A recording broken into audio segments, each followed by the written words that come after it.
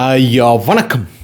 തമിഴ്നാട്ടിൽ ഇളയ തളപതിയായി, പിന്നീട് തളപതിയായി, അവിടെ നിന്നും തമിഴ്നാട്ടിലെ മുതലമച്ചറായി മാറിയ തമിഴ്നാട്ടിലെ സൂപ്പർ നടനായിട്ടുള്ള വിജയ് ഓരോ ദിവസം കഴിയുന്തോറും തമിഴ്നാട്ടിൽ കോളിളക്കം സൃഷ്ടിച്ചുകൊണ്ടിരിക്കുകയാണ്.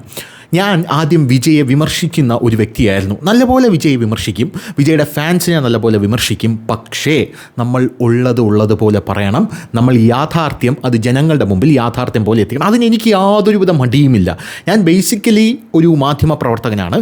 മാധ്യമപ്രവർത്തനം എന്ന് പറഞ്ഞു കഴിഞ്ഞാൽ ഒരാൾ നല്ലത് ചെയ്യുമ്പോഴും അയാളെ ഇകഴ്ത്തുകയും അയാളെപ്പറ്റി മോശം പറയുകയും ചെയ്യുക എന്നുള്ളതല്ല. ആരും നല്ലത് ചെയ്താലും, അതിപ്പോൾ തമിഴ്നാട്ടിൽ വിജയ് നല്ലത് ചെയ്താലും, ഇന്ത്യൻ പ്രധാനമന്ത്രി നരേന്ദ്രമോദി നല്ലത് ചെയ്താലും, പിണറായി വിജയൻ നല്ലത് ചെയ്താലും, വി ഡി സതീശൻ നല്ലത് ചെയ്താലും നമ്മൾ നല്ലത് ഞാൻ നല്ലതെന്ന് തന്നെ പറയണം. ഇത്ര പ്രതീക്ഷിച്ചില്ല. അതായത് വിജയ് വളരെ ഗംഭീരമായിട്ടാണ് വിജയ് ഓരോ കാര്യങ്ങളും ഗ്രാസ്പ് ചെയ്യുന്നത്, വിജയ് അത് പഠിച്ചെടുക്കുന്നത്, വിജയ് ജനങ്ങളുമായിട്ട് ഇൻട്രാക്ട് ചെയ്യുന്നത്. കരൂർ സംഭവത്തിലൊക്കെ വിജയ് ജനങ്ങളുടെ അടുത്ത് പോയി ഇൻട്രാക്ട് ചെയ്ത വിധം എന്ന് പറഞ്ഞു കഴിഞ്ഞാൽ വളരെ ഗംഭീരമായിരുന്നു എന്ന് പറയാതിരിക്കാൻ യാതൊരുവിധ നിർവാഹവുമില്ല. പോരാത്തതിന് വിജയ് അവിടെ അധികാരത്തിലേറിയ ശേഷം വിജയുടെ ആ ഒരു ഭരണം, ജനങ്ങളുടെ അടുത്ത് എങ്ങനെയാണ് ഒരു ഭരണകൂടം ചേർന്ന് നിൽക്കേണ്ടത് എന്നുള്ളത് വിജയ് ഭരണത്തെ കണ്ടുപഠിക്കണം. കാരണം തമിഴ്നാട്ടിൽ നമുക്കറിയാം വിജയിൻ്റെ MLA-മാർക്ക് കൊടുത്തിരിക്കുന്ന നിർദ്ദേശം എന്ന് പറയുന്നത് നിങ്ങളുടെ മണ്ഡലത്തിൽ സജീവമായിരിക്കണം. നിങ്ങളുടെ മണ്ഡലത്തിൽ എന്ത് കണ്ടാലും, അതായത് എന്ത് അട്രോസിറ്റി കണ്ടാലും ആ സമയം നിങ്ങൾ പ്രതികരിക്കണം എന്നുള്ളതാണ് വിജയുടെ എല്ലാ MLA-മാർക്കും കൊടുത്തിരിക്കുന്ന നിർദ്ദേശം എന്ന് പറഞ്ഞിരിക്കുന്നത്. പോരാ തന്നെ വിജയുടെ മന്ത്രിമാർക്ക് കൊടുത്തിരിക്കുന്ന നിർദ്ദേശം, മന്ത്രിമാരാണെന്ന് പറഞ്ഞ് ജനങ്ങളുടെ അടുത്ത് നിന്നും മാറി നിൽക്കരുത്, ജനങ്ങൾക്ക് അവൈലബിൾ ആയിരിക്കണം. മന്ത്രി എന്ന് പറഞ്ഞാൽ ജനങ്ങളുടെ സേവകരാണ്. അങ്ങനെ ജനങ്ങൾക്ക് അവൈലബിൾ ആയിരിക്കണം മന്ത്രിമാരെന്നാണ് പറഞ്ഞിരിക്കുന്നത്. ആ തമിഴ്നാട്ടിലെ ഒരു മന്ത്രിയുടെ ഒരു ക്ലിപ്പ്, ഒരു വൈറൽ ക്ലിപ്പ് ഈ ഇടയ്ക്ക് പുറത്തു വന്നിരുന്നു. ആ മന്ത്രിയാണെങ്കിൽ അവിടെ നമ്മുടെ നാട്ടിലെ ഹരിതകർമ്മസേന പോലെ ഈ വേസ്റ്റ് നീക്കം ചെയ്യാനായിട്ട് അവിടെ പ്രവർത്തിക്കുന്ന പെണ്ണുങ്ങളുണ്ട്. ആ പെണ്ണുങ്ങളുടെ കയ്യിൽ യാതൊരുവിധ സുരക്ഷാ ഉപകരണങ്ങളുമില്ല. അതായത് കയ്യിൽ കയ്യുറയില്ല, മുഖത്ത് മാസ്ക് ഇല്ല, ഒന്നുമില്ല. ഇത് കണ്ട് ആ മന്ത്രി എന്ത് ചെയ്തു, അവിടെ വണ്ടി നിർത്തിയിട്ട് അമ്മമാരുടെ അടുത്ത് പോയി സംസാരിച്ച ശേഷം അവരുടെ കരാറുകാരനെ വിളിച്ച് 1 മണിക്കൂറിനകം ഇവരുടെ സേഫ്റ്റി എക്യുപ്മെൻറ്റ്സ് എത്തിയിരിക്കണം, ഇല്ലെങ്കിൽ നിൻ്റെ ലൈസൻസും കട്ടിയും നിന്നെ പിടിച്ച് അകത്തുമിടും എന്ന് പറഞ്ഞതിൻ്റെ പശ്ചാത്തലത്തിൽ അവർക്കത് ലഭിച്ചിട്ടുണ്ട് എന്നുള്ളത് ഇത് കാണുമ്പോൾ നമുക്കൊരു റീല് പോലെ തോന്നും. പക്ഷേ ഇത് റിയലായിട്ട് നടന്ന സംഭവമാണ്. തമിഴ്നാട്ടിൽ ഒരു ജനറൽ ആശുപത്രിയിൽ തക്ക സൗകര്യമില്ല എന്ന് മുതലമച്ചറോട് ഒരു റീലിലൂടെ വിളിച്ചു പറഞ്ഞപ്പോൾ വിജയ് തന്നെ നേരിട്ട് അവിടെ എത്തുന്ന ഒരു കാഴ്ച നമുക്ക് പിന്നീട് കാണാനായിട്ട് സാധിച്ചു. കരൂർ ദുരന്തമുണ്ടായ സ്ഥലത്ത് വിജയ് പോവുകയും അവിടെയുള്ള ആൾക്കാരെ ചേർത്ത് പിടിക്കുകയും ചെയ്തത് വലിയൊരു മാതൃകയാണ്. പോരാത്തതിന് വിജയുടെ ഈ ഒരു ഭരണത്തിൻ്റെ ഏറ്റവും വലിയ മുഖമുദ്ര എന്ന് പറയുന്നത് ലഞ്ചം ഇല്ല എന്ന് പറയുന്നതാണ്. നമ്മുടെ ശങ്കറിൻ്റെ സിനിമയിൽ നമ്മുടെ ഇന്ത്യൻ താത്ത വന്ന് പറയല്ലേ ലഞ്ചം എന്ന് പറയാം. ആ ലഞ്ചം, അതായത് അഴിമതി ഇല്ല, ബ്രൈബിങ് ഇല്ല.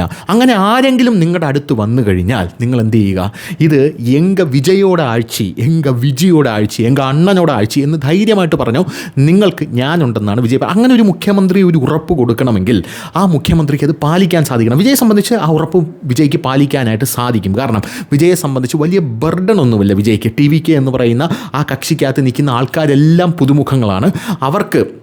അവരെ നിയന്ത്രിക്കാൻ വിജയ്ക്ക് കൃത്യമായിട്ട് സാധിക്കും. പക്ഷേ കഴിഞ്ഞ ദിവസം തന്നെ തമിഴ്നാട്ടിലെ TVKയിൽ ഒരു MLA ലഞ്ചം വാങ്ങിക്കുന്ന ഒരു ദൃശ്യം ആ സമയത്ത് പുറത്തു വന്നിട്ടുണ്ടായിരുന്നു. അത് വിജയ്ക്ക് വലിയ തിരിച്ചടിയാണ് എന്നാണ് പല ആൾക്കാരും പറയുന്നത്. പക്ഷേ യഥാർത്ഥത്തിൽ എൻ്റെ ഒരു വ്യക്തിപരമായിട്ടുള്ള എൻ്റെ ഒരു നിഗമനത്തിൽ അതൊരു തിരിച്ചടിയൊന്നുമല്ല. കാരണം വിജയ് എന്ന് പറയുന്ന നടൻ ജനങ്ങളോട് പറഞ്ഞിരിക്കുന്നത് ആര് ലഞ്ചം ചോദിച്ചാലും നിങ്ങൾ എൻ്റെ ആഴ്ചയെന്ന് പറയണം. അത് വിജയുടെ പാർട്ടിക്കാരൻ ഉൾപ്പെടെ ചേർത്താണ് വിജയ് പറഞ്ഞിരിക്കുന്നത് എന്നുള്ളതാണ് മറ്റൊരു പ്രധാനപ്പെട്ട കാര്യം എന്ന് പറയുന്നത്. എന്തായിരുന്നാലും അങ്ങനെ വിജയ് ഭരിച്ചുകൊണ്ടിരിക്കുമ്പോൾ വിജയെ താറടിക്കാനായിട്ട് തമിഴ്നാട്ടിലെ DMK നമുക്കറിയാം, അച്ഛനും അച്ഛൻ്റെ അച്ഛനും അച്ഛൻ്റെ അച്ഛൻ്റെ അച്ഛനും അച്ഛൻ്റെ അച്ഛൻ്റെ അച്ഛൻ്റെ അച്ഛൻ്റെ അച്ഛനും എല്ലാം കൂടെ ചേർന്ന് ഭരിക്കുന്ന തമിഴ്നാട്ടിലെ ദ്രാവിഡ മുന്നേറ്റ കഴകം. ഈ കഴകം ഇപ്പം കഴുകി ഉണക്കി വെയിലത്ത് വെച്ചിരിക്കുകയാണ് യവന്മാർ.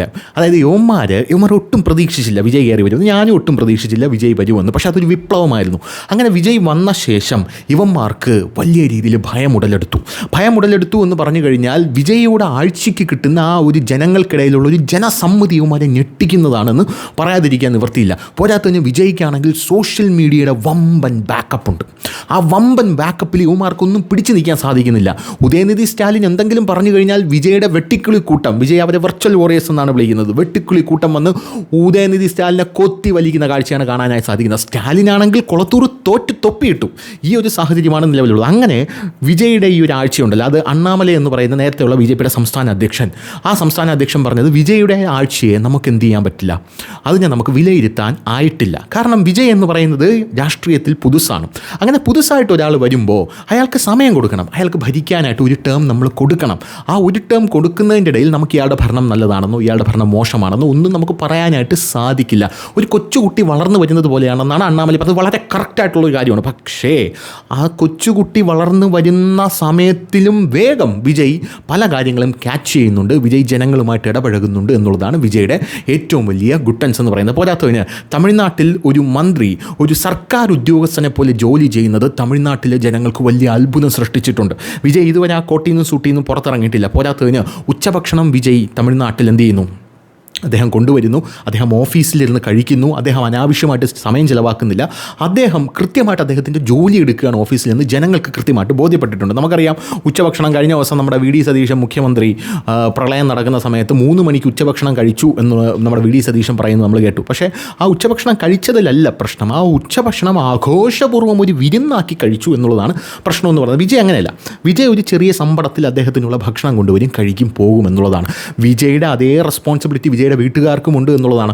വിജയുടെ മകൻ്റെ ഒരു ഇൻ്റർവ്യൂ ഇടയ്ക്ക് പുറത്തു വന്നിരുന്നു. ഈ ഇൻ്റർവ്യൂവിൽ വിജയുടെ മകൻ കൃത്യമായിട്ട് പറയുന്നത് എൻ്റെ അച്ഛൻ ഇവിടെ കൊണ്ടുവന്നിരിക്കുന്ന ഒരു വിപ്ലവമാണ്. വളരെ ഭംഗിയായിട്ടാണ് കേട്ടോ അച്ചക്കൻ സംസാരിക്കുന്നത്. വളരെ ഭംഗിയായിട്ടെന്ന് പറഞ്ഞാൽ ഗംഭീരമായിട്ടാണ് സംസാരിക്കുന്നത്. എല്ലാത്തിനെക്കുറിച്ചും നല്ല നോളജുണ്ട്, ആർട്ടിക്കുലേറ്റിംഗ് സ്കില്ലുണ്ട്, പോരാത്തതിന് ഇംഗ്ലീഷിൽ നല്ല പ്രാവീണ്യമുണ്ട്. എന്ത് കാര്യം എവിടെ എങ്ങനെ പറയണം എന്ന് കൃത്യമായിട്ടുള്ള വിവേകം വിജയുടെ മകനായിട്ടുള്ള ജെയ്സൺ സഞ്ജയ്ക്കുണ്ട്.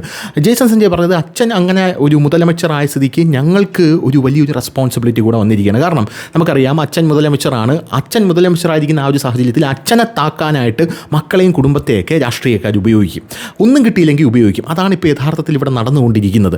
അങ്ങനെ ഉപയോഗിക്കുന്ന ഈ ഒരു സാഹചര്യത്തിൽ ഞാനും വളരെ കെയർഫുൾ ആയിരിക്കണം എന്ന് അദ്ദേഹം പറയുന്നൊരു കാഴ്ച നമ്മൾ കണ്ടതാണ്. ആ പയ്യൻ നല്ല ഗംഭീരമായിട്ടാണ് ആ സമയത്ത് സംസാരിച്ചത്. അച്ഛൻ തന്നെയാണ് എൻ്റെ റോൾ മോഡൽ എന്ന് ആ പയ്യൻ പറയുന്നത് നമ്മൾ കേട്ടതാണ്. അപ്പോൾ ഈ ഒരു സാഹചര്യത്തിൽ, നിലവിലെ ഈ ഒരു സാഹചര്യത്തിൽ വിജയെ എന്ത് വെച്ച് പിടിക്കുമെന്ന് ആലോചിച്ചിരുന്നപ്പോഴാണ് കാവേരി ഇഷ്യൂ വരുന്നത്. കാവേരി ഇഷ്യൂ എന്ന് പറഞ്ഞാൽ നമുക്കറിയാം വിജയ് എന്നല്ല, സാക്ഷാൽ അവിടുത്തെ രജനീകാന്തിനെ പോലും ഈ കന്നഡക്കാരന്മാർ എടുത്തുകൊടുത്ത വിഷയമാണ് കാവേരി എന്ന് പറയുന്നത്.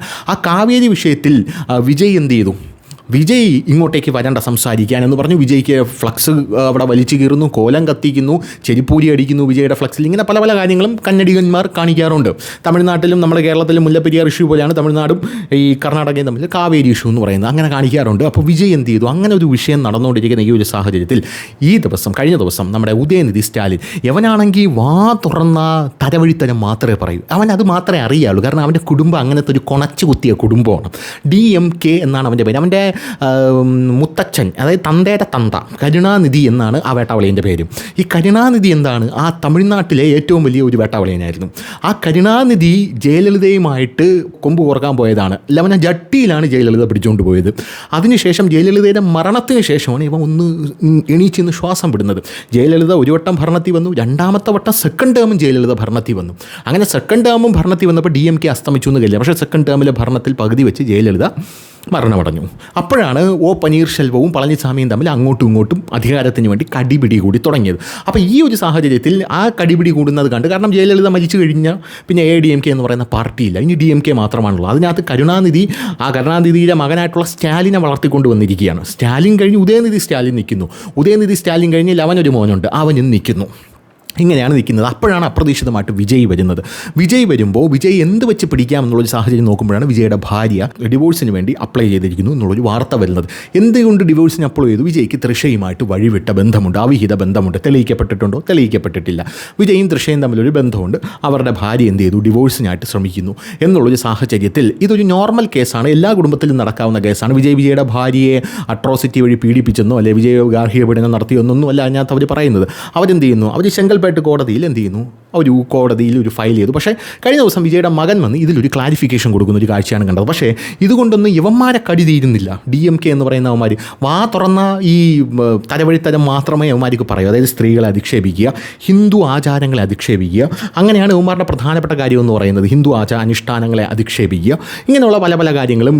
ഒരു ഇവന്മാർക്ക് ഇഷ്ടമില്ലാത്തൊരു ടീമുണ്ടെങ്കിൽ അവൻ കഞ്ചാവാണെന്ന് പറയുക. അങ്ങനെയൊക്കെ ഉള്ളൊരു ടീമാണ്. ഇവൻ കഴിഞ്ഞ ദിവസം ഒരു പ്രസ്താവന നടത്തി.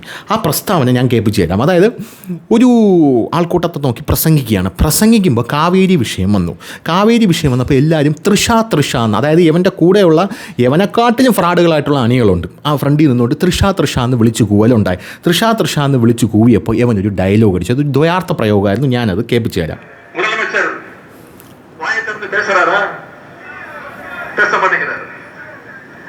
அவருக்கு இருக்கக்கூடிய ஒரே கவலை என்ன,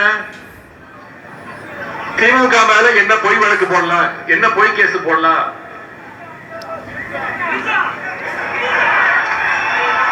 எங்க தண்ணி வருதோ இல்ல அக்கா தண்ணி வரணும். காவிரி சொன்ன എങ്ക തണ്ണി വരുതോ ഇല്ലയോ അങ്ക തണ്ണി വരണം. അതായത് എല്ലാവരും തൃഷ എന്ന് വിളിക്കുമ്പോൾ നമ്മുടെ ഉദയനിധി സ്റ്റാലിൻ പറയാണ് എവിടെ വെള്ളം വന്നോ ഇല്ലയോ അവിടെ വെള്ളം വരണം എന്നാണ് ഇവൻ പറയുന്നത്. പച്ച അശ്ലീലമാണ് എന്നുള്ള കാര്യത്തിൽ തർക്കമില്ല. ഇപ്പോൾ തൃഷ എന്നുള്ളതല്ല, ഒരു സ്ത്രീക്ക് നേരെയും ഇത്തരത്തിലുള്ള ദ്വയാർത്ഥ പ്രയോഗം ഉപയോഗിക്കാൻ പാടില്ല എന്നുള്ളതാണ്. അറിയാലോ, അതാണ് സംഭവം. ഒരു സ്ത്രീക്ക് നേരെ അത് ഉപയോഗിക്കാൻ പാടില്ല. തൃഷ എന്നുള്ളതുകൊണ്ട് കേരളത്തിലെ മാധ്യമങ്ങൾ എഴുതുന്നുണ്ട് വിജയ് തൃഷയെ പറഞ്ഞപ്പോൾ ചാടി ഇറങ്ങി എന്നൊക്കെ പറയുന്നുണ്ട്. വിജയ് തൃഷ എന്നല്ല, വിജയുടെ പോളിസി എന്ന് പറയുന്നത് പെൺകളിടം കൈവയ്ക്കുന്നവൻ്റെ വെട്ടേണ്ടത് വിരലല്ല തലയാണ്. ഇതാണ് വിജയുടെ പോളിസി എന്ന് പറയുന്നത്. അപ്പോൾ സ്വാഭാവികമായിട്ട് തൃഷ എന്നുള്ളതല്ല, അവിടെ ആര് അധിക്ഷേപിക്കപ്പെട്ടാലും അത് തൃഷയായിക്കോട്ടെ ആരും ആയിക്കോട്ടെ തൃഷ എന്ന് വിളിക്കുമ്പോൾ ഇവൻ പറയുന്നുണ്ട് എവിടെ വെള്ളം വന്നില്ലെങ്കിലും അവിടെ വെള്ളം വരണം എന്ന് പറയുന്ന ഈ ഒരു ദ്വയാർത്ഥ പ്രയോഗം. എന്നിട്ട് ഇവൻ പറയുന്നുണ്ട് കാവേരിയെ ചൊന്നപ്പ, അത് കാവേരിയാണ് പറഞ്ഞത്, തൃഷയൊന്നുമല്ല പറഞ്ഞത് എന്നുള്ള രീതിയിൽ ഇവൻ പറയുന്നുണ്ട്. അപ്പോൾ ഇത് തമിഴ്നാട്ടിൽ യവനെ ഇപ്പോൾ സോഷ്യൽ മീഡിയ എടുത്തിട്ട് ഊടുത്തോണ്ടിരിക്കുകയാണ് വിജയ് ഫാൻസ്. യവൻ്റെ തന്തയുടെ അങ്ങേർക്ക് 2 പെണ്ടാട്ടിമാരുണ്ടായിരുന്നു. ഇതെല്ലാം എടുത്ത് അവിഹിത കഥകളെല്ലാം എടുത്ത് പുറത്തിട്ടുകൊണ്ടിരിക്കുകയാണ്. അപ്പോൾ അദ്ദേഹത്തിന് അവനൊരു മോനുണ്ട്, വിജയുടെ മോൻ എന്നൊക്കെ പറഞ്ഞുകൊണ്ടല്ലോ തനി തങ്കം. യവനൊരു മോനുണ്ട്, ആദ്യം ഉദയനിധി സ്റ്റാലിന്. ആ ചെറുക്കനാണെങ്കിൽ വിദേശത്ത് പോയി കണ്ട പെണ്ണുങ്ങളുടെ ക്ലബിലും പബ്ബിലും അടിച്ച് പൂസായി നിൽക്കുന്ന പടവും പുതപ്പിൻ്റെ അടിയിൽ കിടക്കണ പടമൊക്കെ യവന്മാരെടുത്ത് സോഷ്യൽ മീഡിയയിലിട്ട് അലക്കിക്കൊണ്ടിരിക്കുകയാണ്. അവനാണെങ്കിൽ അടുത്ത മുതലമച്ചർ, നമ്മൾ ആലോചിക്കണം. അങ്ങനെ അത് ഇവനോട് ഒരു ചോദ്യം പണ്ട് ഇവൻ ഭരണത്തിരിക്കുമ്പോൾ ചോദിച്ചപ്പോൾ പിള്ളേർ പൊളിക്കെട്ടുന്നേ എന്നാണ് ഇവൻ പറഞ്ഞുകൊണ്ടിരുന്നത്. അപ്പോൾ അതെല്ലാം എടുത്ത് പുറത്തു പോരാത്തതിന് ഇന്ന് ഇവനെ അറസ്റ്റ് ചെയ്തു. സ്വാഭാവികമായിട്ടും അറസ്റ്റ് ചെയ്തപ്പോൾ വിജയ്ക്ക് വലിയ തിരിച്ചടി എന്ന് പറഞ്ഞുകൊണ്ടാണ് കേരളത്തിലെ മാധ്യമങ്ങൾ ഇത് അവതരിപ്പിക്കുന്നത്. ഒരിക്കലും വിജയ്ക്ക് ഒരു തിരിച്ചടിയല്ല. വിജയുടെ ഫാൻ പവർ എന്ന് പറയുന്നത് അത്ര ഭീകരമാണ് തമിഴ്നാട്ടിൽ എന്ന് പറയുന്നത്. ആ ഫാൻ പവർ വെച്ച് വിജയ്ക്ക് ഇത് തിരിച്ചടി എന്നുള്ളത് ജുജുബി മാറ്ററാണ് എന്നുള്ളതാണ് പ്രധാനപ്പെട്ട കാര്യം. ഇനി 3 ഇലക്ഷനിൽ ഇവന്മാർ മുക്രയിട്ട് പണിതാലും തെരഞ്ഞെടുപ്പിൽ വിജയിക്കാത്ത രീതിയിലേക്കുള്ള കാര്യങ്ങളിലേക്കാണ് ഇവന്മാർ കാര്യങ്ങൾ കൊണ്ടെത്തിക്കുന്നത്, ഉദയനിധി സ്റ്റാലിൻ കാര്യങ്ങൾ കൊണ്ടെത്തിക്കുന്നത്. അങ്ങനത്തെ രീതിയിലാണ് സംഭവങ്ങൾ അവിടെ പൊയ്ക്കൊണ്ടിരിക്കുന്നത്. അതായത് വിജയും തൃഷയും തമ്മിൽ ബന്ധമുണ്ടെന്ന് വരുത്തി തീർക്കുക, അതിൻ്റെ പേരിൽ വൾഗർ കമൻസ്.